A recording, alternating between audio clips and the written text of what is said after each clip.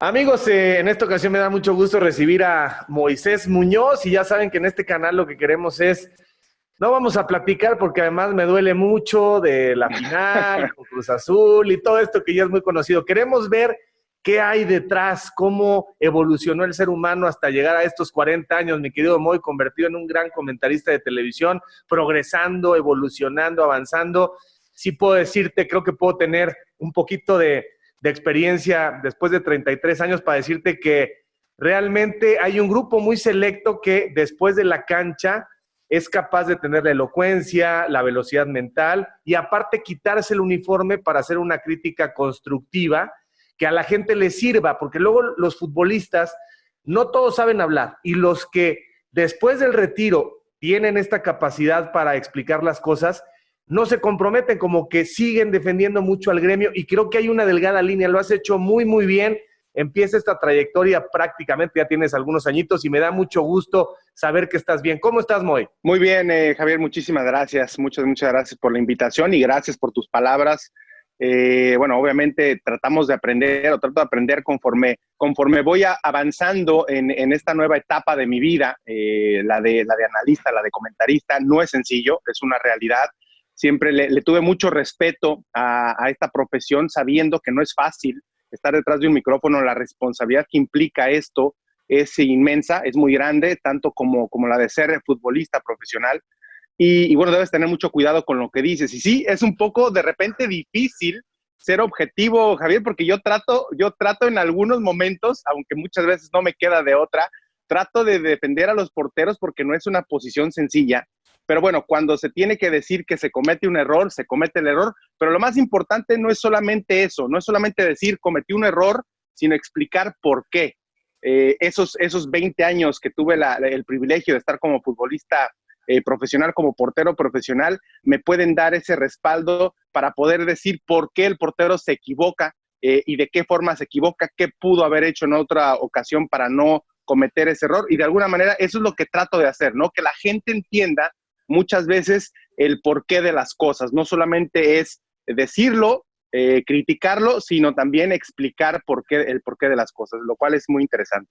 Sí, yo creo que eso ha sido clave para que la gente te reconozca como un analista. Repito, que les da valor, ¿no? Muchos se conforman o se quedan con cosas que pues el aficionado capta o que alguien que no jugó de pronto puede también llegar a entender y llegar a explicar. Así que te felicito porque no sé quién te enseñó, sé que eres autodidacta, quizá también como la portería, pero agradécele la formación a tus papás y seguramente a tu capacidad de aprender y adaptarte, porque creo que vas en muy, muy buen camino y te quedarán muchísimos años. Ojo, hay porteros, y todos conocemos los nombres, hay porteros que tienen quizá mayores blasones, pero simplemente a la hora de tratar de explicar las cosas, de razonarlas, pues simplemente no les da, cada quien sus fortalezas y cada quien sus debilidades. Por cierto, Moy, que ahora que hablabas del error, en México tenemos terror, tenemos pánico por el error, cuando el error es la consecuencia de vivir y de intentarlo. Entonces, cada vez que alguien hace una crítica en la televisión, sobre todo en el tema de los porteros, que tú estás seguramente mucho más capacitado para decirlo, un error puede hacer que cambie una trayectoria, sobre todo al principio, cuando los porteros son jóvenes y llegan a la primera división, de pronto puede ser fatal el que se le señale de cierta forma. Acuérdate el Conejo, cómo empezó el Conejo, casi no sigue su carrera, al principio era una de angustia y una de equivocaciones, y mira lo que llegó a ser. ¿Cómo se procesa eso en la mente de los porteros desde niños? Híjole, es difícil porque nos hemos dado cuenta que desde pequeños generalmente al que no quieren en el campo lo mandan a la portería, ¿no? Es muy sencillo. Entonces, desde ese momento tienes que asimilar el hecho de que en muchos de los casos, no digo que siempre, porque hay chavitos, hay niños que les encanta la portería desde siempre, pero en muchos de los casos debes asimilar en un principio que de alguna manera no te escogieron para ser parte de los jugadores del campo y te relegaron a la portería. Así lo toman, así lo ven, como un castigo, pero al final de cuentas ese mismo aprendizaje debes captarlo desde el inicio, saber que eso no es un castigo, sino es la mayor responsabilidad. Te dieron la mayor de las responsabilidades dentro del terreno de juego, la posición más difícil, la que se necesita una especialidad. Entonces, desde ese momento tienes que asimilarlo, tienes que aprender, tienes que crecer con ese grado de responsabilidad y con esa, de alguna manera, ¿qué le podemos decir? Pues esta tragedia que en muchas ocasiones puede ser la portería, porque sabemos que un error después de 10 atajadas puede significar una derrota. Pero yo creo que los porteros nos preparamos mentalmente para esto desde el momento en el que estamos entrenando, desde el momento en el que estamos creciendo, desde pequeños. Llega el momento de debutar, llega el momento de estar en la primera división y aún así es difícil cuando te equivocas, pero ya sabes de alguna u otra forma cómo asimilarlo. Otro de los arqueros que me acuerdo que tuvo muchas oportunidades, que afortunadamente le dieron muchas oportunidades, fue Alfredo Talavera. Él en Chivas, recuerdo muy bien, tuvo algunos errores. Me acuerdo uno muy específico, después de atajar un penalti, viene un tiro de esquina, sale mal y le anotan el gol, ¿no? En un clásico contra el América, de hecho. Él tuvo muchas oportunidades, lo mandaron a Toluca y después ahí en Toluca poco a poco fue quedándose con la posición una vez que Cristante se retiró. Pero sí, sin duda alguna que los porteros deben tener esa fortaleza mental para poder soportar y asimilar todo este tipo de situaciones en las cuales sabemos que en todo el momento vas a ser el culpable una vez que te metan un gol. Generalmente van a apuntar hacia el portero y en muchas de las ocasiones pues va a ser una realidad. Oye, Moy, ¿y a qué crees que se deba que en México seguimos generando muy buenos arqueros? O sea, históricamente, tradicionalmente, hay muy buenos porteros. Por ahí hay quien dice, pues eso explica por qué no somos buenos colectivamente o por qué no podemos trascender al quinto partido, porque somos egoístas, porque somos envidiosos, porque el trabajo de campo requiere de asociación, de entendimiento, de voluntades compartidas. Y el trabajo en la portería, pues no sé en qué porcentaje, pero un 80-90% es un trabajo individualizado, donde estás tú contra la fortuna, tú contra el tiempo, tú contra el aplauso, tú contra la crítica. ¿Crees que tiene que ver con eso, el que se sigan generando muy buenos arqueros, a diferencia de otras posiciones, con todo respeto hay que decirlo? O sea, creo que en la historia, en volumen, hemos tenido mejores porteros que defensas o que volantes o que centros delanteros. Está Rafa Márquez y está Hugo y ahora está Herrera y en fin, el Chucky, etcétera. Pero si tú dices, ¿dónde están los mejores porteros de México en la historia? Perdón, los mejores jugadores son porteros. Lo que pasa es que, ¿sabes qué, Javier? Yo también le atribuyo esto a que hay específicamente en los últimos años, las últimas generaciones. Yo me acuerdo, a mí me tocó ser de los primeros arqueros que tenían ya un entrenador de portero. O sea, a mí me tocó vivir la transición de que el preparador físico o el auxiliar del técnico nos entrenaba a los arqueros. Estamos hablando del primer equipo, porque en fuerzas básicas siempre hubo, o por lo menos yo recuerdo en Morelia, yo tenía a Félix Madrigal, no sé si te acuerdas de Félix Madrigal, portero legendario de Morelia. Yo a él lo tuve en fuerzas básicas de Monarcas como mi entrenador, como un entrenador específicamente de porteros. Él trabajaba para la institución. Posteriormente, cuando llegó a Primera División, no había un entrenador de porteros en el primer equipo. Lo tuve hasta que llegó Scoponi, Norberto Scoponi. Él llega con Rubén Omar Romano. Hasta ese entonces yo tengo un entrenador de porteros que también él la hacía, tenía el puesto fijo de entrenador de porteros, pero también era parte de la auxiliar o también era auxiliar de Rubén Omar Romano. Entonces, en los últimos años ha habido ya entrenadores de porteros que se han especializado y han tomado cursos incluso fuera de México para poder llegar y entrenar a los arqueros desde jóvenes, pero sobre todo a los porteros en primera división, ¿no? Que ya es un trabajo más de mantenimiento. Yo le atribuyo a eso. Hay un especialista que se encarga de entrenar a los arqueros. No lo hay para entrenar a los defensas, no lo hay para entrenar a los medios de contención, a los delanteros, aunque hay entrenamientos específicos para delanteros como es el centro y remate, como es el remate fuera del área. Hay entrenamientos específicos para los defensas como el fildeo, como los centros y cortar los centros con el fildeo, pero no hay un entrenamiento específico para cada una de estas posiciones más que la del portero. Entonces yo le atribuyo más a esto el hecho de que haya grandes arqueros en México y grandes formadores de porteros. Quizá de esta época para atrás, de todas maneras, los producía México con la Tota Carvajal, con Nacho Calderón, con Pablo Larios, o sea, como que sí creo que hay una predisposición natural, pero efectivamente se ha perfeccionado y ahora quizá los trabajan mucho mejor. O sea, lo que se enseña en el mundo, ya en México no extrañamos nada. Hoy vámonos atrás en el tiempo, por favor. Queremos conocer dónde naces, cuántos hermanos tienes o tenías, qué hacían tus papás, cómo fue tu infancia. Yo te voy a ir recortando poco a poco, pero por lo pronto, ¿dónde vivieron? ¿Dónde naciste? Yo nací en Morelia, Michoacán, el 1 de febrero de 1980. Ya eres un cuarentón. Cuarentón, así es. Ok. ¿Dónde nacieron? ¿Naciste en un hospital público o en un hospital privado? En el en el Hospital del Seguro Social, en el IMSS de Morelia, precisamente ahí es donde nazco y donde nacen mis hermanos también. Tengo 2 hermanos, por cierto. ¿2 hermanos más grandes o más chicos? Son más chicos. Edgar, que tiene 3 años menos que yo, y José Roberto. Ajá. Así que tiene 4 años menos que yo. ¿Y qué hacían tus papás? ¿A qué se dedicaban? ¿Qué hacía tu papá? ¿Qué hacía tu mamá? Mi papá es administración de empresas, licenciado en administración de empresas. Él trabajó mucho tiempo como servidor público, trabajó mucho en el gobierno estatal, municipal de Morelia. Después de eso, mi mamá es ama de casa. Después de eso, mi papá dejó la función pública, dejó el trabajo en el gobierno y emigró a los Estados Unidos. Él se fue a los Estados Unidos a trabajar en una empresa que fabricaba partes para las cabinas de los aviones. Trabajaba en eso. Y es cuando nosotros también nos vamos con él a vivir a Estados Unidos. Vivimos 4 años ahí. Y después nos regresamos a México. Una vez más, mi papá empezó a trabajar nuevamente en el gobierno. Y después de eso, pues ya se retiró. Y hasta el momento está retirado mi papá. Ok.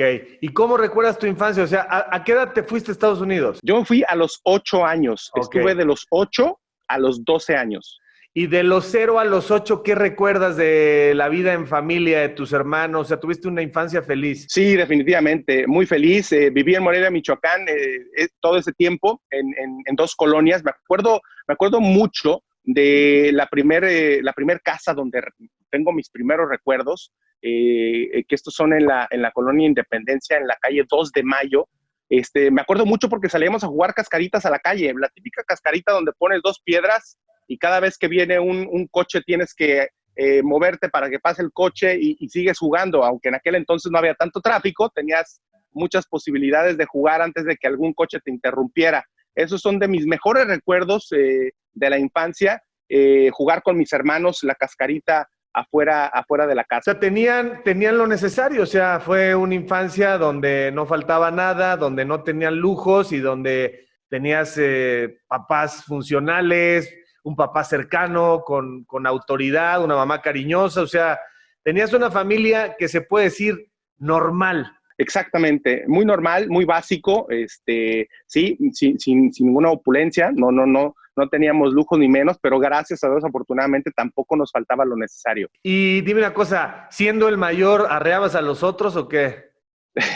De alguna manera, sí, yo jugaba mucho con ellos. Yo me acuerdo que los 2 me hacían bolita, o sea, eran siempre los 2 contra mí, y yo me acuerdo perfecto que todo el tiempo querían hacerme bromas, querían aprovecharse de mí, pero yo lo único que hacía, yo nunca me enojaba con mis hermanos, yo lo único que hacía me reía. Yo creo que mi risa les provocaba más coraje todavía. Ajá.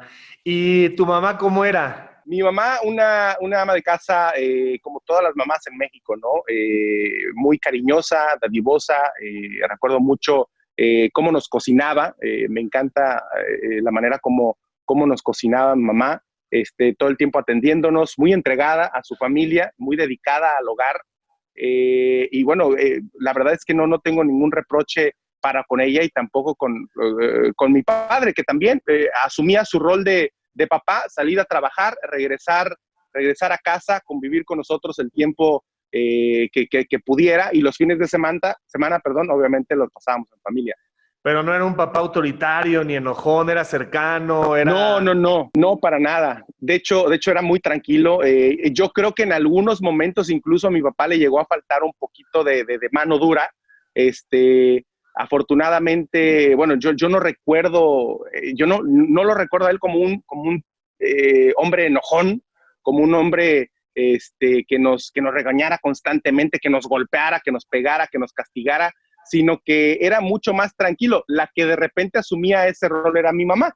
Entonces, como que le dejaba a ella la responsabilidad de ser la mano dura en la casa, aunque realmente tampoco es que hubiera tanta necesidad. Yo recuerdo que mis hermanos y yo nos portamos bien, o sea, no recuerdo que fuéramos problemáticos en ningún aspecto. Campeona michoacana de lanzamiento de chancla, tu mamá, o qué, a veces. De repente sí. Oye, ¿y calificaciones, Moy? Bien, la verdad, en la primaria salí con un buen promedio, 9.6 creo, si no me acuerdo. Secundaria mantuve el promedio por arriba del 8.5. En la preparatoria estuve en el cuadro de honor en varias ocasiones. Recuerdo que salí muy bien, con buen promedio también de la prepa por encima del 8. Y ya en la facultad de contabilidad, porque estudié la carrera de contador público, ahí los primeros años marcharon muy bien, los primeros 2 años marcharon muy bien. Posteriormente se empezó a complicar un poquito porque ya tenía que combinar la escuela con el fútbol, ¿no? Ya estando en primera división, ya viajando con el equipo a torneos internacionales, eso se complicaba mucho. Tuve que hablar con varios de los profesores para poder únicamente presentarme a los exámenes, que me hicieran favor de enviarme las guías de estudio. De repente algunos profesores ya no lo quisieron hacer. No pude terminar el último semestre de la carrera precisamente porque algunos profesores me reprobaron por faltas.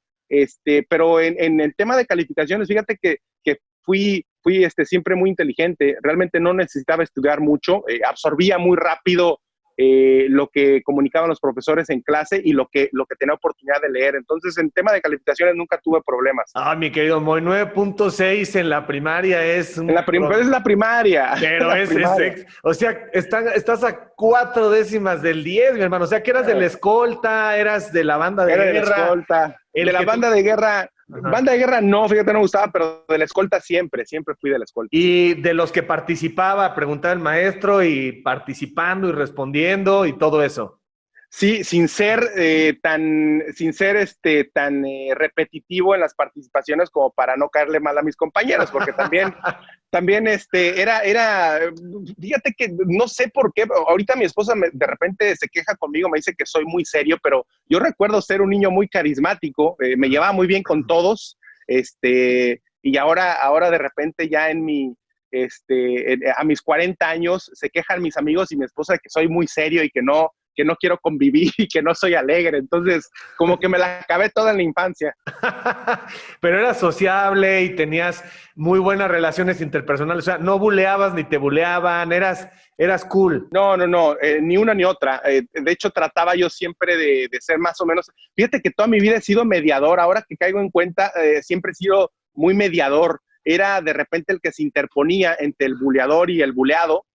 Era el que trataba de tranquilizar las cosas y de mediar de que la situación estuviera toda bien. Entonces, siempre fue como que el rol que traté de asumir en todos los lugares en donde estuve. Y a los 8 años te vas a Estados Unidos, es un cambio, van todos, ¿no? Va tu mamá y van tus hermanos. Así es. Van con tu papá, es un cambio duro, nada más por el tema del idioma. No habías estudiado en la primaria inglés porque en México pues, se estudia inglés así muy básico. ¿Estuviste en escuela privada en la primaria o pública? No, era pública, y sí, no llevaba absolutamente nada de inglés. Cuando llegamos a Estados Unidos, cuando llego, me acuerdo perfecto que llegamos a la escuela y lo primero que nos dicen cuando nos reciben es, los van a meter directamente a una clase 100% en inglés. Es la mejor forma de aprender, es la forma como van a aprender más rápido.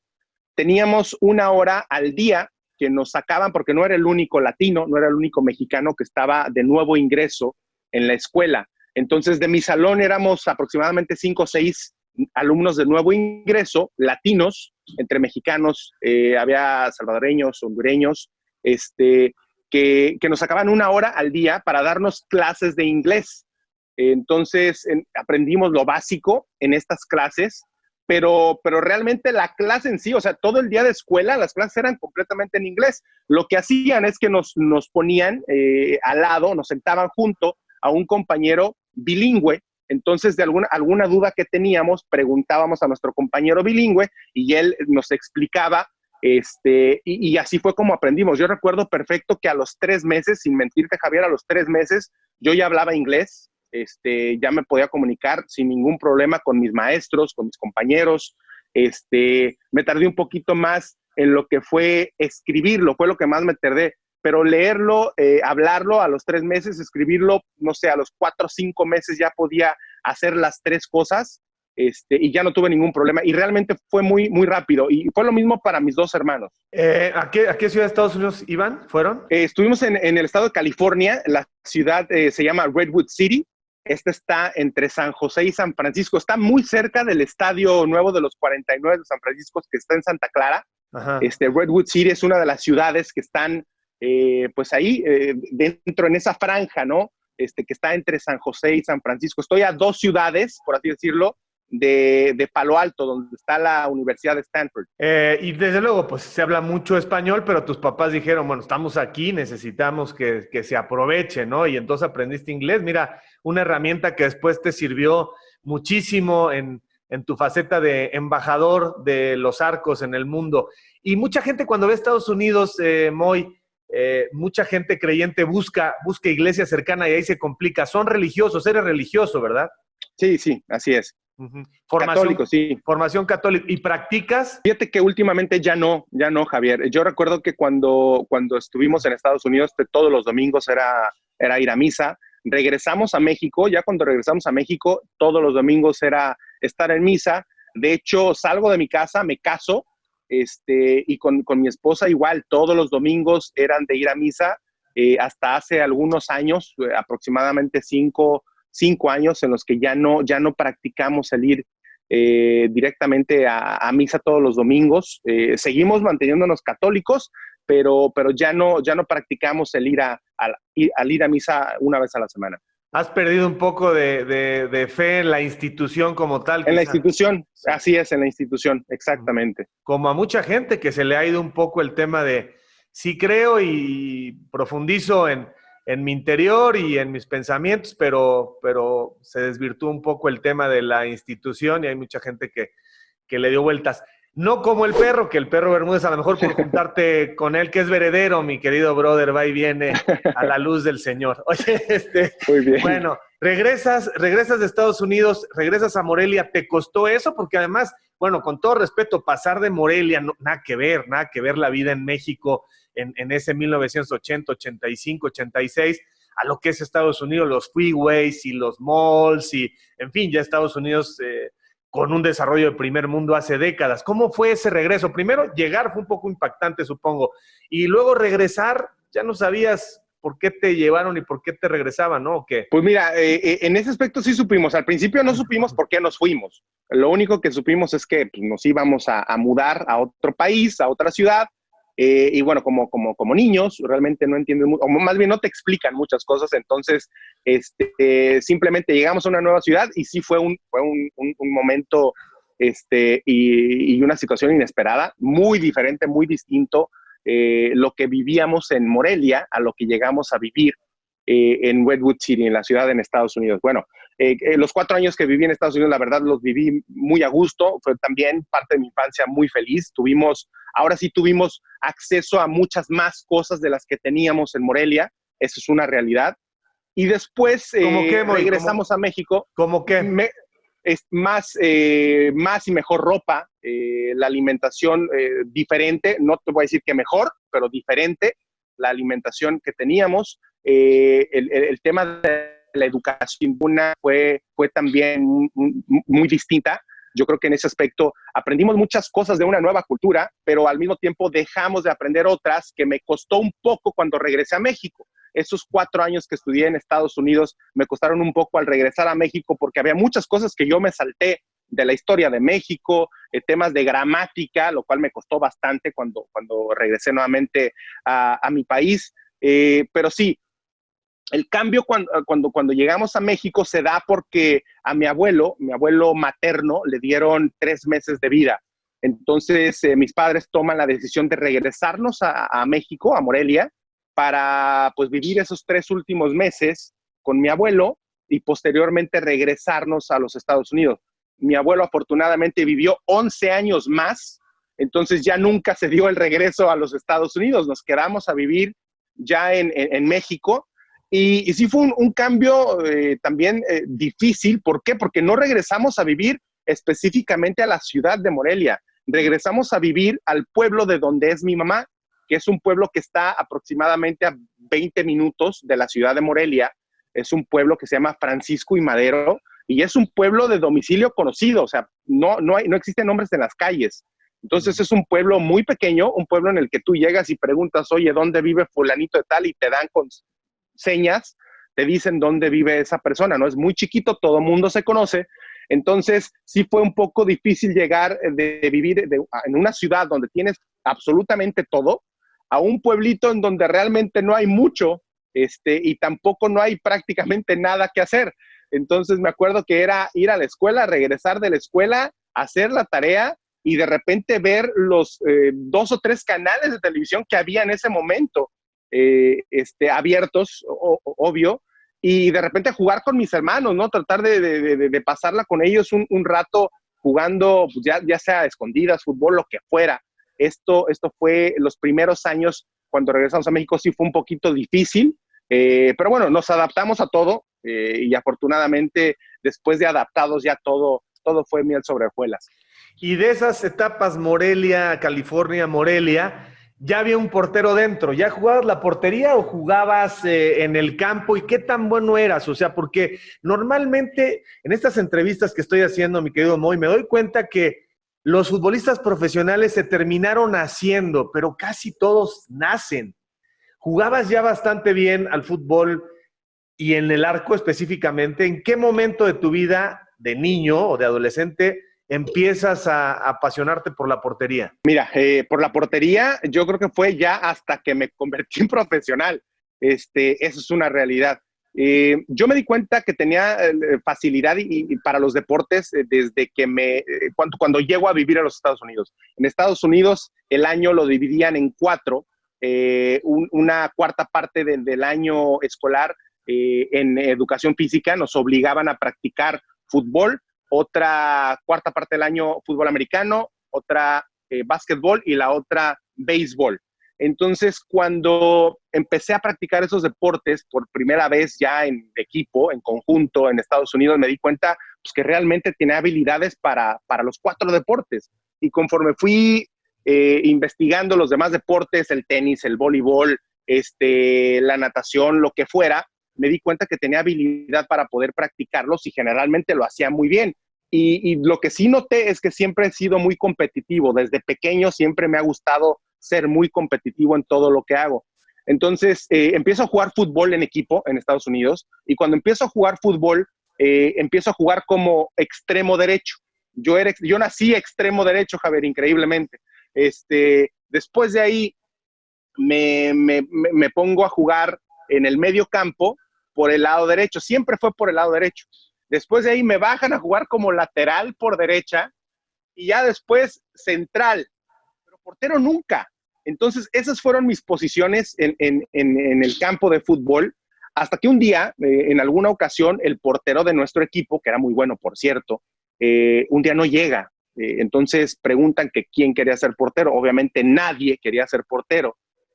Hasta que levanto la mano yo, digo, bueno, pues yo soy portero, y ese día me quedé como arquero en el equipo, y cada vez que al arquero de nuestro equipo no podía llegar o no iba por X o Y, pues me ponía yo de portero.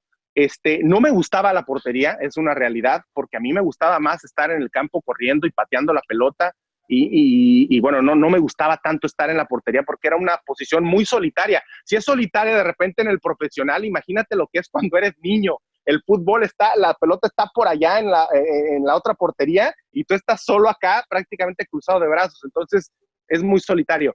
No me gustaba en un principio. Cuando regreso a México, me olvido por completo del fútbol y empiezo a practicar el básquetbol, que era el deporte que más me gustaba en ese momento. Y retomo el fútbol hasta que estoy en la preparatoria. Entonces, hasta ese momento, cuando ya me invitan Mario Díaz y Ricardo Campos, que eran el director de Fuerzas Básicas, Ricardo Campos, y el entrenador de la segunda división profesional, Mario Díaz, los dos jugadores, exjugadores de Morelia, hasta ese entonces me invitan a entrenar con Fuerzas Básicas, pero ya como portero. Entonces, ahí ¿Dónde es te cuando vieron? ya le empiezo a agarrar. Me vieron en un equipo amateur, ahí en la Liga Municipal de Morelia, donde me invitaron a jugar como portero. Todo se deriva de una cascarita, que me ven jugar una cascarita, un doctor, y él me invita a un equipo de fútbol amateur, y ese día de la cascarita yo decidí ser portero porque no tenía ganas de correr. Entonces, yo les dije, bueno, sí, yo juego de portero.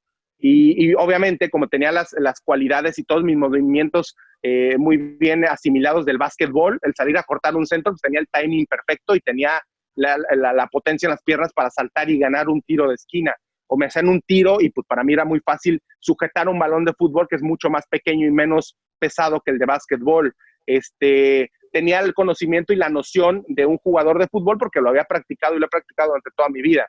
Entonces, me invitan a entrenar como portero en un equipo de la Liga Municipal, me quedo en el equipo y después estos dos visores que te acabo de mencionar, Mario Díaz y Ricardo Campos, me van a ver en un partido de una final de Copa y ahí es donde me invitan ya a Fuerzas Básicas de Monarcas.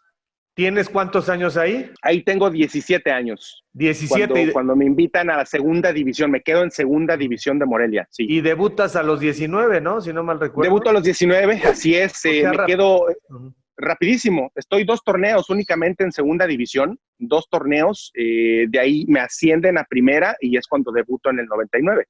O sea que fueron 2 años nada más de ir a canchas donde había tierra, donde había vidrios, donde había piedras, pero ahí te curtiste, ahí se curten los porteros, sobre todo los porteros. Exactamente, ahí obviamente en el equipo amateur yo no tenía entrenador de porteros, ni pensarlo.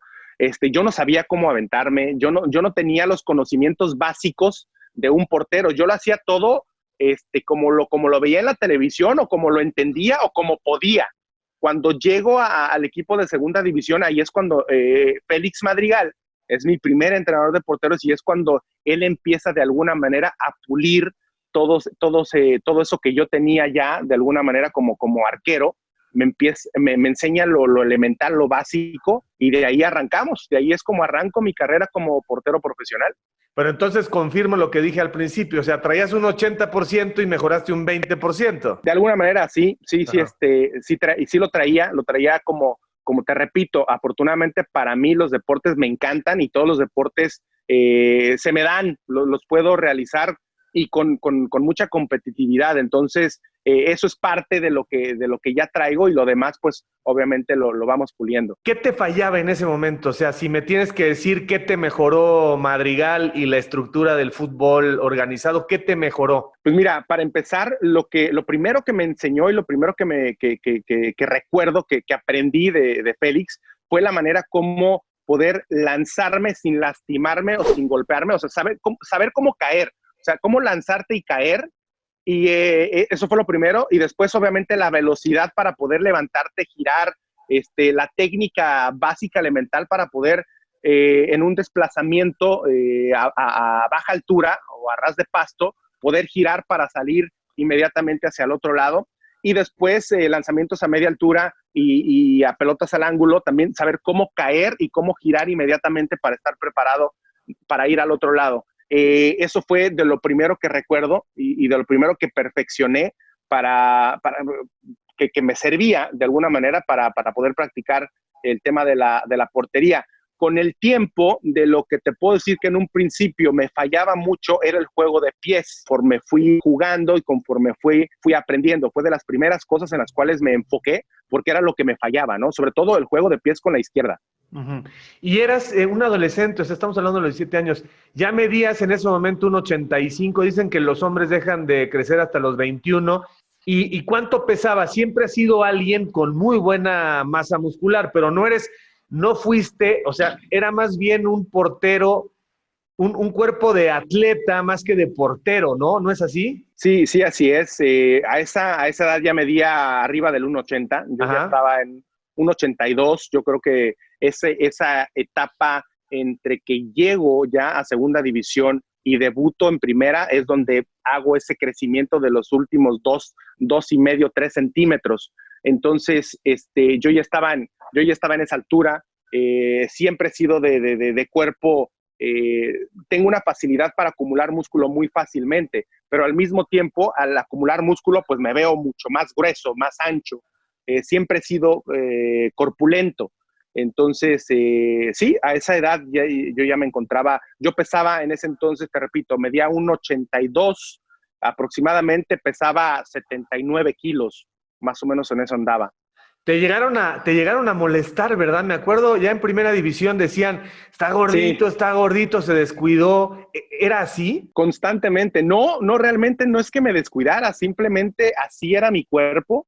Y de repente, pues sí, había un momento en el que estábamos jugando varios torneos al mismo tiempo. Cuando juegas varios torneos al mismo tiempo, entrenas muy poco, casi no tienes oportunidad porque es partido, recuperación, preparación, partido, recuperación, preparación. Entonces no tienes mucha posibilidad de estar entrenando constantemente. Eso a mí me afectaba bastante, porque si yo me mantenía entrenando de lunes a viernes para jugar el fin de semana, no tenía ningún problema. Pero cuando dejaba de entrenar, de repente sí soy una persona que si dejo de hacer ejercicio, inmediatamente subo de peso. Eso sí es algo que tengo. Por eso hasta la fecha no he podido dejar de hacer ejercicio. Creo que hago más ahora que cuando era futbolista, por lo mismo, de que no quiero descuidarme porque entonces sí me voy a ir para arriba tremendamente. No, ya me imagino, si dices que tu señora te dice que no eres alegre, ya me imagino, en la parte de hacer ejercicio también te debe estar marcando el paso, ¿no? No, no, no, pero créemelo, porque a ella le encanta. Ella hace Ah. muchísimo ejercicio, es una mujer que le encanta hacer ejercicio, se mantiene muy bien físicamente y obviamente, si ella está así, yo no puedo estar diferente. Entonces, sí me trae marcando el paso en el tema del ejercicio, pero afortunadamente es algo que me ha gustado, que me gusta y que tengo muchos años practicándolo. Entonces, no se me dificulta en ese aspecto. Dices que está muy bien físicamente, ya va a revisar esta entrevista, no se te olvide, también tienes que decir mentalmente. Claro, claro, ¿no? En todos los aspectos se encuentra muy bien. Ok, oye, muy bueno. Y cuando tenías 8, 10, 12 años, eh, ¿a qué equipo le ibas, la verdad? Luego dijiste que al América, pero pues ya pareció un poco como obligado. ¿Sí le ibas al América o le ibas al Morelia? Fíjate que el primer recuerdo que tengo, de los primeros recuerdos que tengo de pequeño, es estar viendo la televisión, los partidos de fútbol, y el primer equipo que viene a mi mente es el América. Yo me acuerdo de esa etapa, de esa época, donde veía el fútbol y siempre eran los partidos del América, del América, del América. Y el primer recuerdo que tengo, la primer playera de fútbol que me compraron fue una del América y Mm. la conservo todavía. De hecho, fue un regalo que me hizo mi madre después de ganar esa final contra Cruz Azul en el 2013. Después de ese partido, mi mamá me regaló la playera que usé desde a los 4 años. La primera playera de fútbol que tuve fue precisamente del América y por eso es mi afición por el equipo, ¿no? Ahora sí, soy americanista desde chiquito. No te puedo decir que desde la cuna, porque pues no tengo un mameluco del América, pero sí tengo una playerita que usaba a los 4 años. Ujú. Y cuando se da este proceso de la preparatoria, segunda división, y le dices a tus papás que pues ya estás en el sistema del fútbol organizado, ¿qué te dijeron? ¿Todo el tiempo te dijeron, sí, síguele, te creyeron, no te creyeron? Decían, bueno, pues es deporte, nunca se imaginaron a dónde ibas a llegar. No, no, jamás, jamás. Siempre tuve el apoyo de mis padres. Mi mamá, pues ella le importaba más el tema del estudio, no tanto el del fútbol. Entonces, ella lo único que quería es que yo siguiera estudiando y obviamente nunca lo dejé por lo mismo, ¿no? De que sabía que tenía esa responsabilidad muy grande con ella y con mi papá, ¿no? A mi papá, él siempre quiso tener un hijo futbolista.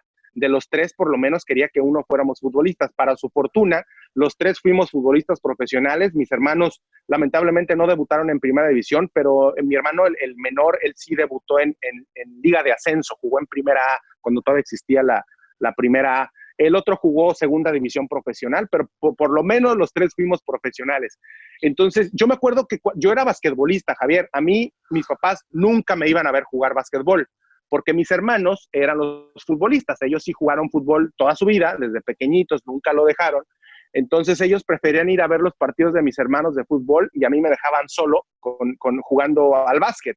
Entonces cuando yo le digo a mi papá que me invitan a probar en el equipo de la liga municipal, en ese momento ni siquiera me preguntó, o sea, él me llevó directamente.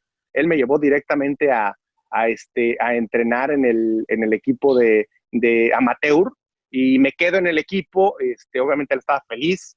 Cuando me invitan a entrenar en Fuerzas Básicas de Morelia, pues imagínate su felicidad, ¿no? En ese entonces, con mayor razón me acompañó, me llevó a los entrenamientos y olvídate, ya cuando me quedo en el primer equipo, cuando sabe que me voy a quedar en el primer equipo, pues él estaba feliz de la vida.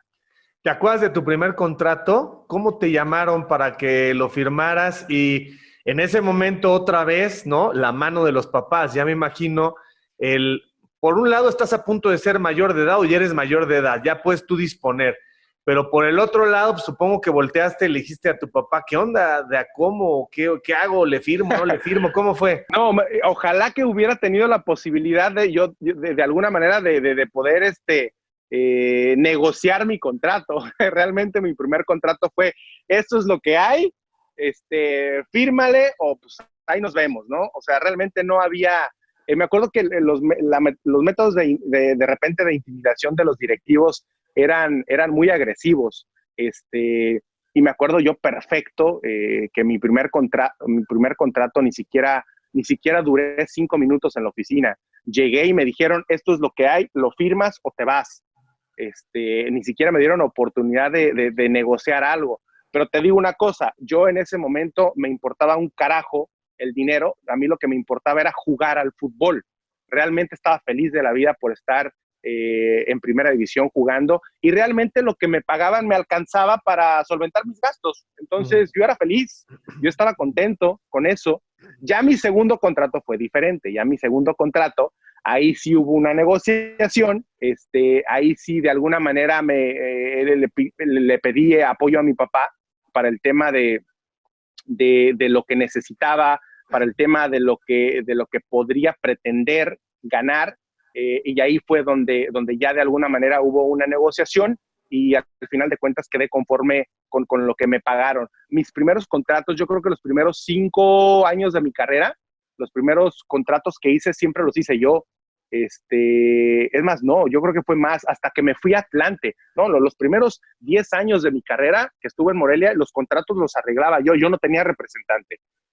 Hasta que me voy al Atlante, ahí es donde decido tener un representante porque sabía de la fama que tenía Toño García, de negociar sus contratos. Entonces dije, mira, no me quiero desgastar yo con este señor porque ni siquiera lo conozco, no sé cómo es, y la fama que tiene, pues de alguna manera me obligó a contratar a un representante. Ya cuando lo conocí, ya me di cuenta que era un tipo súper agradable y con el cual podía platicar, pero sí era bueno para el negocio. Y sigue siendo muy bueno. Toño no deja ir un bar, o mi querido Moy, como dicen por ahí. Así, hiciste muy bien.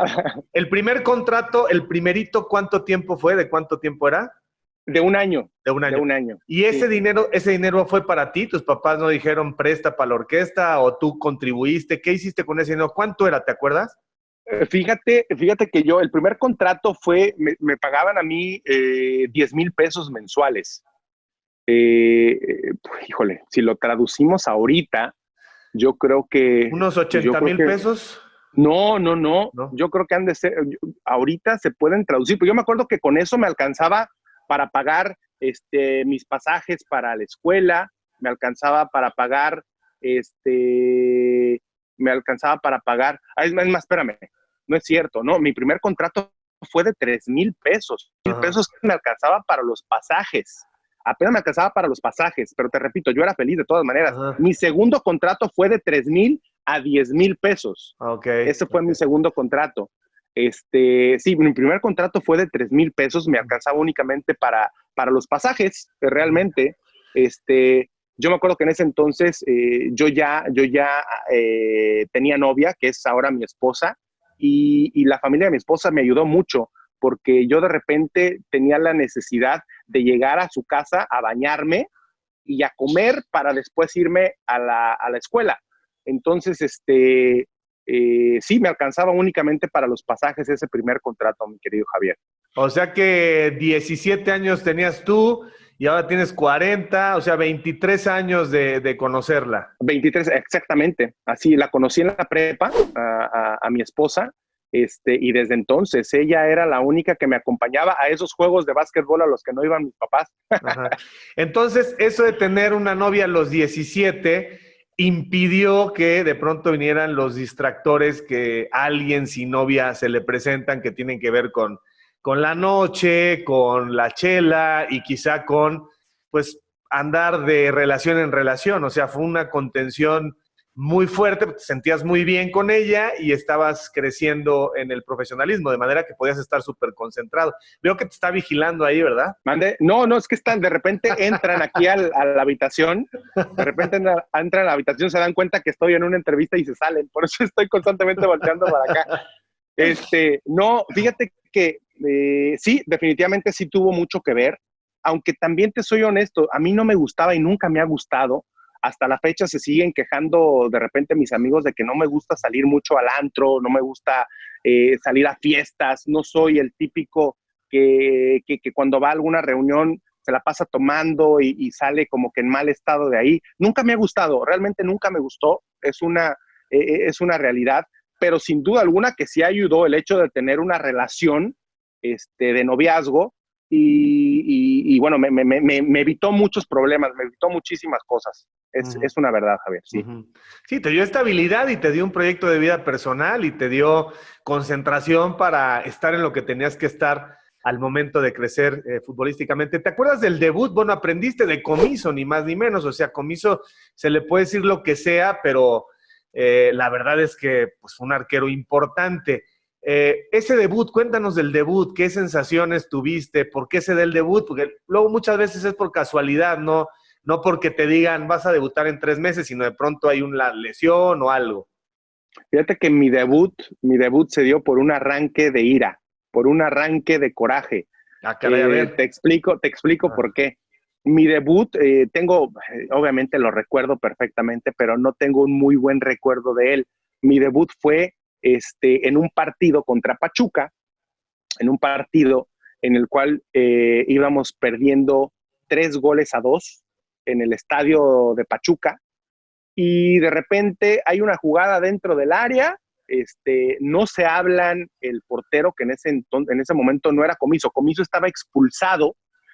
No sé si recuerdas un partido en el Estadio Azteca, Morelia contra Atlante, hay una bronca dentro del área chica, hay golpes incluso, jaloneos y todo, y de repente expulsan a Ángel David Comiso. Para variar, Lo expulsan, para variar, lo expulsan 5 partidos. Ah, ya. De repente, Morelia mete una carta para analizar el video porque pues, se les hacían muchos 5 partidos. Y resulta que en el video ven otras cosas que no vieron y le avientan otro más. Entonces le echan 6 partidos a Ángel David Comiso. En ese entonces el portero suplente se llamaba Sergio Cisneros. Él es quien está jugando estos partidos de suspensión de Comiso. Entonces, en uno de ellos, creo que era el segundo o el tercer partido de la suspensión de Comiso contra Pachuca, vamos perdiendo 3-2. Sergio Cisneros no se habla con Darío Franco en el área chica. Llega, no me acuerdo quién es el que llega de Pachuca y anota el cuarto gol.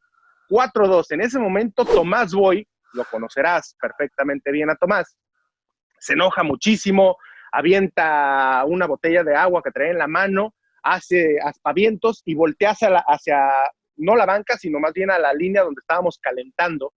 Voltea, se queda aproximadamente 2-3 segundos viendo hacia esa zona y de repente apunta y dice así, ¿no? Entonces, pues todos los que estábamos ahí calentando volteamos a ver a Tomás y me dicen mis compañeros, te habla. Y yo le dije, que me va a estar hablando a mí porque va a meter a un portero si vamos perdiendo 4-2, faltando 15 minutos para que acabara el partido. Entonces yo le digo a uno de mis compañeros que era delantero, le digo, te hablan a ti, güey, vas. Entonces se arranca hacia donde estaba Tomás y cuando ve a Tomás que venía, le dice, no, tú no. Y me apunta a mí. Entonces yo, incrédulo, le digo, ¿yo? Sé, así como, ¿seguro que yo? O sea, yo soy portero, ¿seguro que yo? Y me dice, sí, tú ven. Entonces ya me acerco, me abraza y me dice, ¿estás listo para debutar? Y pues, ¿qué le dices en ese momento, Javier? O sea, ¿qué le digo? Yo volteo y le digo, pues sí. Me dice, vas a debutar. Güero, haz la carta al chamaco. y ya el Güero Aceves, que era el auxiliar de Tomás, me hace la carta. Para no hacerte el cuento largo, toqué 2 pelotas en ese debut. La verdad, fue un debut muy malo porque, para empezar, exhibió a Sergio, porque lo saca a él, culpándolo de ese último gol. Yo entro, te repito, toco 2 balones, uno, una pelota filtrada que el delantero ya no corrió, la tomé y se la entregué a Darío, y otro, un tiro que hicieron que pasó por encima de la portería y saqué de meta y se la entregué a Darío Franco. 2 pelotas toqué en mi debut. No fue el debut que hubiera soñado, la verdad, y fue en un arranque de ira, de coraje de Tomás Boy que debuté. Bueno, pero amortiguado. Imagínate que hubieras debutado con un 1-1 y te hubieras equivocado en el último minuto contra el América. O sea, como que sí eras, o sea, todo lo que hicieras para bien se iba a notar, aunque pues finalmente no te pasó mucho, ¿no? Oye, no, y fíjate que mi debut, yo siempre soñé mi debut entrando después de una expulsión del portero, y atajar un penalti. Ajá. O sea, yo siempre me imaginé, va a ser una expulsión del portero porque le cometió penalti a un jugador, lo expulsaron, entro y atajo el penalti. Ese era mi debut. Así me lo imaginé y pues nada que ver. Nada que ver, un mundo completamente distinto. ¿Ahí ya estabas casado? Cuando debutas ya estabas casado? Sí, nosotros nos casamos a los 22 años. Yo siempre le dije a mi esposa que quería ser padre joven. Teníamos casi 6 años de noviazgo cuando nos casamos. Entonces, ya habíamos pasado mucho tiempo juntos, ya nos conocíamos bastante bien. Sí, éramos chavos, éramos jóvenes. A los 22 años, te repito, nos casamos, pero bueno, era lo que queríamos, fue lo que decidimos. Para ese entonces, pues yo ya tenía un trabajo estable, bueno, si se puede decir estable al ser futbolista profesional. Y bueno, yo quería ser padre joven, entonces yo le dije a mi esposa, me quiero casar, quiero tener hijos, porque yo quiero que mis hijos disfruten el ambiente del fútbol, disfruten desde adentro lo que es el fútbol, que conozcan a su padre que juega fútbol. Entonces, siempre fue mi intención. Y bueno, a los 24 años, 2 años después de casados, fue que nació nuestro primer hijo, Diego. Pero sí, a los 22 años nos casamos, muy joven, pero la verdad lo he disfrutado cada uno de los años que he estado casado. ¿Cuántos años tienen ahora? ¿Cuántos son? Tenemos 2 hijos. Diego, que está por cumplir 16 años, y Sofía, que tiene 13, ya acaba de cumplir 13 años. Bueno, no es cierto, mañana cumple 13 años, okay. 7 de julio. 16, entonces Diego sí te alcanzó, sí se acuerda. Sí, por supuesto, él tiene muy bonitos recuerdos desde Morelia. Desde Morelia tiene muchos recuerdos de estar en el vestidor, de salir a la cancha, porque en aquel entonces todavía podían salir a la cancha y tomarse la foto con nosotros. Tiene muchos recuerdos que le tocó vivir de su padre, y obviamente también a mi hija le tocó, aunque ella, pues así que fan del fútbol no es, la verdad.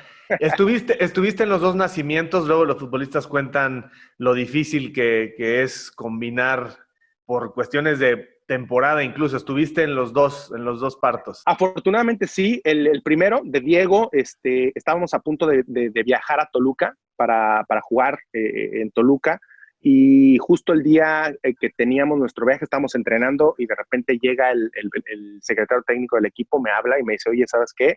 Se acaban de llevar a tu esposa al hospital, tu hijo está a punto de nacer. Entonces en ese momento me salí del entrenamiento, me fui con mi esposa al hospital. Ya cuando estaba en el hospital hablé con el técnico, que era Luis Fernando Tena, y ya le dije, ya estaba enterado de lo que estaba sucediendo, le dije que si me podía quedar al nacimiento. Me dijo, sí, si quieres quédate, no hay ningún problema. Que llega mañana, si quieres llega mañana, pero el partido era a las 12, acuérdate que Toluca jugaba a las 12 del mediodía. Si quieres llega mañana. Dije, no puedo llegar mañana temprano. Le dije, profe, si me da chance de llegar en la noche a la cena, yo me voy más tarde. Entonces me quedé al nacimiento de Diego y estuve con él aproximadamente un par de horas. Después ya me voy, me llevan a Toluca y yo llego a cenar con el equipo y al día siguiente a jugar. Uh-huh.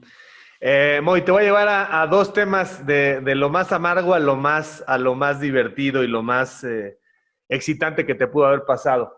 ese accidente en tu vida, ¿cómo se cuestionó? Ahora que platicas que no tomas y que no te gusta la noche, ¿cómo automáticamente, incluso a Ramón Ramírez le pasó exactamente lo mismo, accidente automovilístico de futbolista, iba mal? Claro, sí, sí, sí. Y lo peor de todo es que en muchos medios también incluso me mataron. En muchos medios dijeron que había perdido la vida, lo cual fue, fue de repente difícil para mis padres enterarse por los medios de esa noticia, ¿no? Afortunadamente después ya recibieron la llamada de la familia, entendiendo y sabiendo que esto era mentira.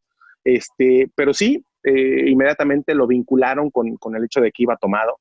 Sí, es de repente difícil y lamentable cómo se manejan los medios, las redes sociales, que en ese momento ya había redes sociales, pero no estaban en su apogeo como lo están ahorita, pero sí ya había redes sociales y en varias cuentas por ahí de repente mencionaban de que iba tomado, mencionaban muchas cosas pues que no son ciertas. Yo me quedé dormido, eso es una realidad, y como ya lo he tenido oportunidad de decir anteriormente, me quedé dormido y fue una muy mala decisión, pésima decisión la que tomé de salir a manejar en el estado de cansancio en el que estaba, y lamentablemente sufrimos ese accidente. Y lo pasaron bien, mi querido Moy, que es lo bueno.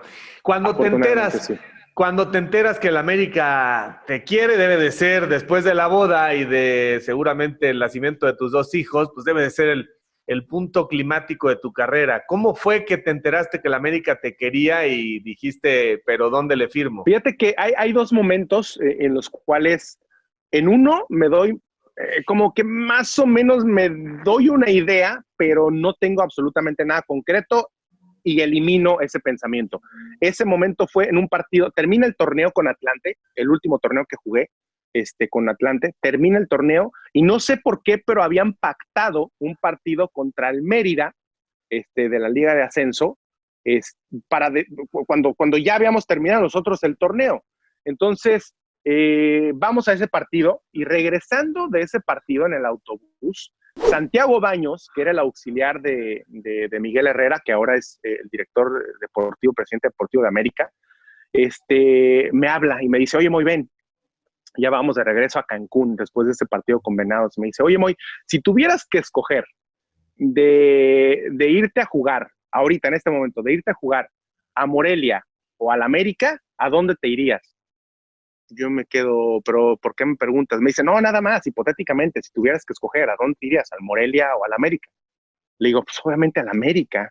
Me dice, pero güey, tú eres de Morelia y tu familia es de Morelia y vienes de allá, ¿no te gustaría regresar a Morelia? Y le dije, no, la verdad no.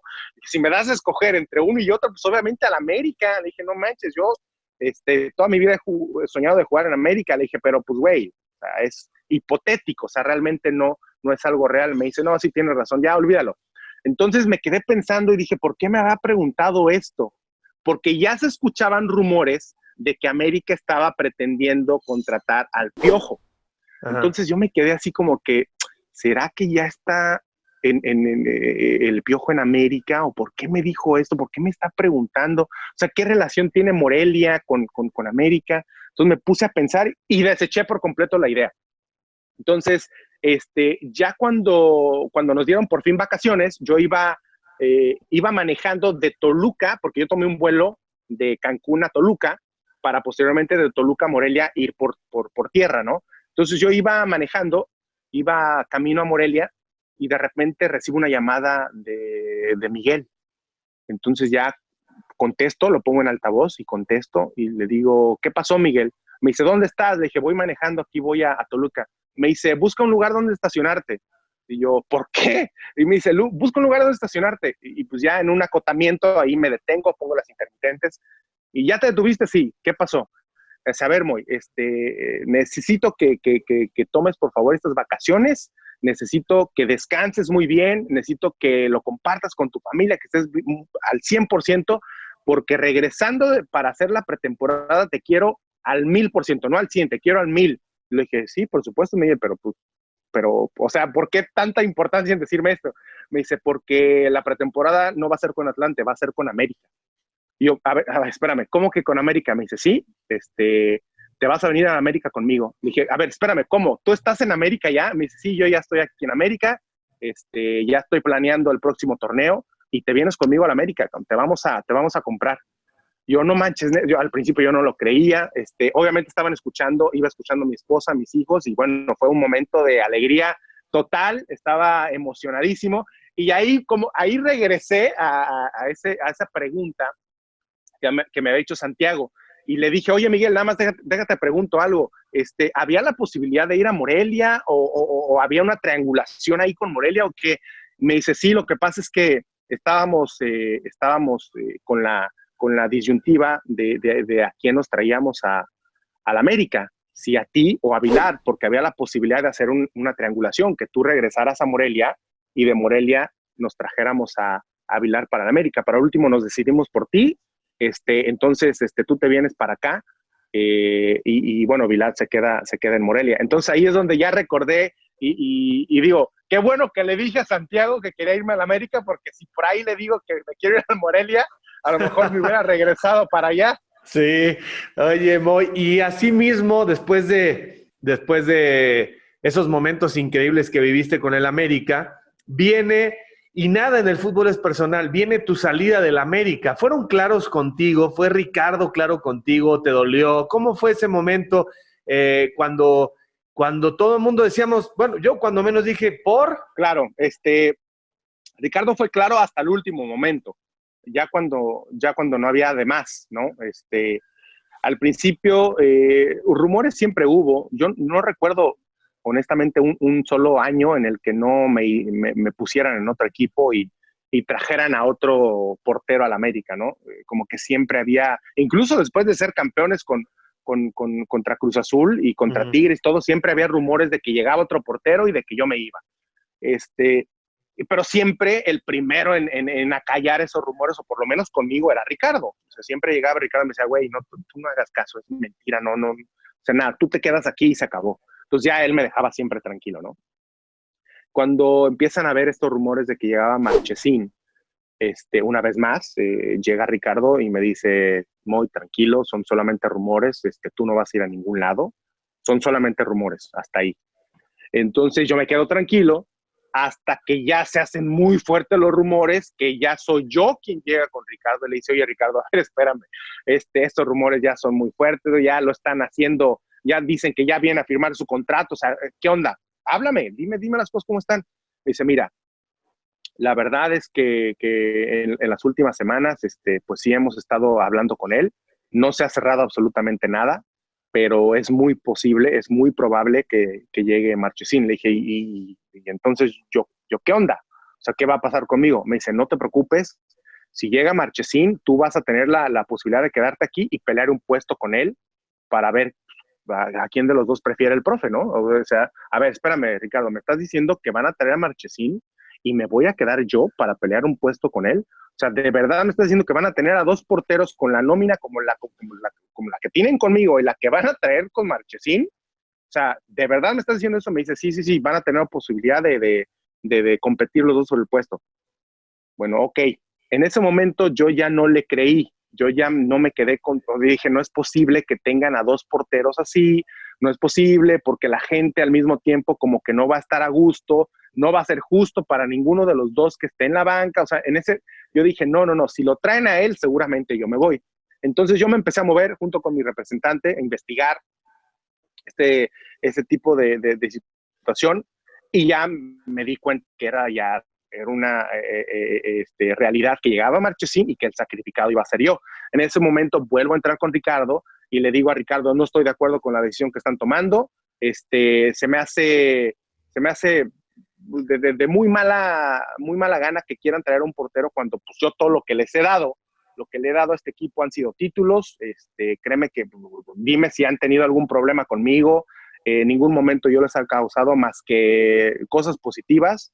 Creo que soy uno de los líderes del equipo. Lo que me están haciendo no me parece justo.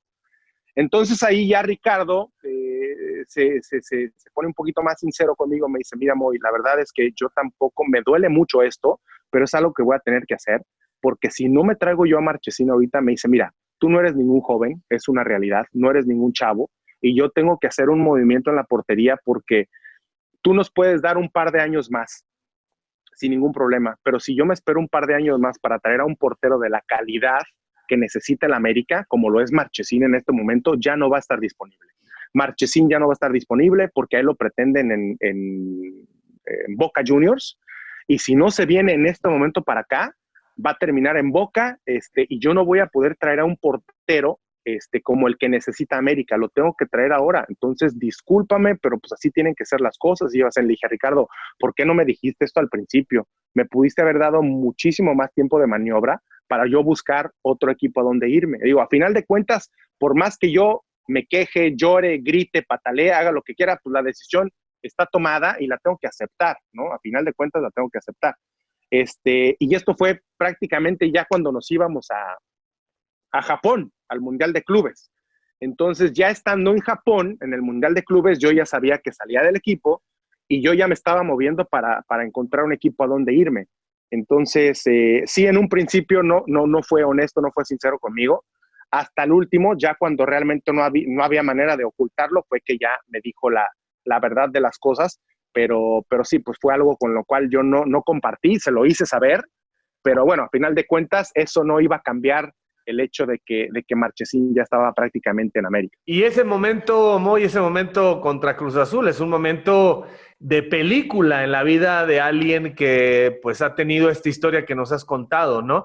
Seguramente cuando tienes una preocupación, un problema, una angustia, cierras los ojos y recuerdas ese momento y ya te alivianas, ¿no? ¿Cómo lo sigues viviendo, reviviendo en tu cabeza? Pues mira, constantemente la gente que de repente me encuentro en la calle, el primer recuerdo que tienen mío en América, pues es ese gol. Y yo creo que eso nunca va a cambiar. Yo creo que esa estampa ya se me quedó por el resto de mi vida. Y toda la gente que vivió ese momento, que tuvo la oportunidad de ver ese partido, de vivir ese partido, lo primero que se les va a venir a la mente va a ser ese gol. Entonces, constantemente me lo están recordando en redes sociales, lo mismo.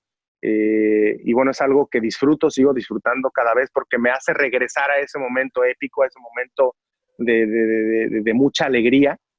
Y bueno, ya estoy acostumbrado, realmente ya estoy acostumbrado, pero eso no deja o no impide el hecho de que sienta todavía la piel chinita, se me enchina la piel cuando veo una repetición de ese gol o cuando de repente recordamos ese momento, recuerdo ese momento, porque sin duda alguna fue un momento extraordinario. Digo, a ti te tocó vivir la otra cara de la moneda, pero no puedes dejar de reconocer que fue un momento épico. Digo, si lo hubiera hecho Cruz Azul o lo hubiera hecho cualquier otro equipo, hubiera sido un momento épico de todas formas.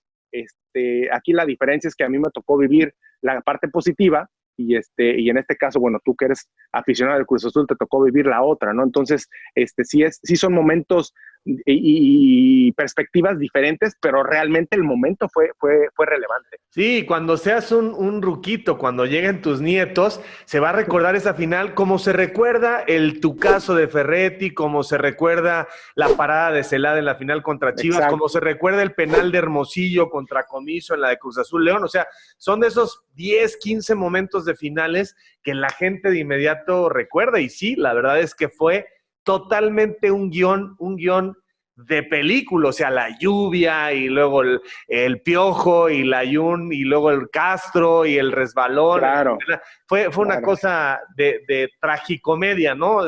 Efectivamente, dependiendo desde la perspectiva que se vea. Moy, lo único que te faltó fue un mundial. Así es, fue lo único. Estuve muy cerca en 2 ocasiones, pero lamentablemente pues no se pudo dar, ¿no? Yo creo que la más cercana o de alguna manera la que siento que merecí más fue la de Alemania. ¿Por qué? Porque estuve 4 años en ese proceso mundialista. Fui el jugador que más convocatorias tuvo a la selección en esos 4 años previo al Mundial de Alemania y me quedé fuera en la última lista. Ese me dolió mucho y yo creo que fue, te repito, el que creo yo que merecí más. Porque el de Brasil llegó para un repechaje, juego los 2 partidos de repechaje, llego con un cuerpo técnico que me conocía, que sabía perfectamente bien lo que yo les podía dar, más allá de lo futbolístico, sino también en el vestidor, en el grupo, todo. y me quedo fuera también. Entonces, sí, muy cerca en 2 ocasiones, pero se me fue la posibilidad. Tampoco se puede todo en la vida, hermano. Muchísimas Exacto. gracias, Moy. Me da mucho gusto verte bien. Fíjate que muchos exfutbolistas, esto a lo mejor no es políticamente correcto decirlo, pero muchos futbolistas, cuando ya los ves que se les pasó su tiempo, pues, se vuelven un poco resentidos, amargados, ¿no? No sé qué pasa, seguramente es una vida tan plena durante 20, 25 años que dejar al fútbol puede agregar un poco el carácter, pero eres de los que permanecen con esa buena vibra, con ese optimismo, con esa decencia, y el éxito que te viene, pues te lo mereces. Me da mucho gusto verte muy bien en familia y teniendo siempre proyectos y horizontes. Mi cariño, mi respeto y muchas gracias por tu tiempo. No, hombre, muchísimas gracias, Javier. Muchas gracias por las palabras. Sí, el fútbol simplemente fue una etapa en mi vida que digo, continuará por siempre, pero hay más cosas por qué vivir. Entonces hay que ver siempre la vida con optimismo y darle para adelante, mi querido Javier. Muchas gracias, Moy. En el camino andamos. Así es, que estén muy bien. Muchas gracias. Así que, camaradas, por favor, no dejen de seguirme a través de todas mis redes, de suscribirse a mi canal, dale a la campanita, dale like. No te olvides de dejarme tus comentarios, yo mismo estaré respondiendo. Cambio y fuera, camaradas.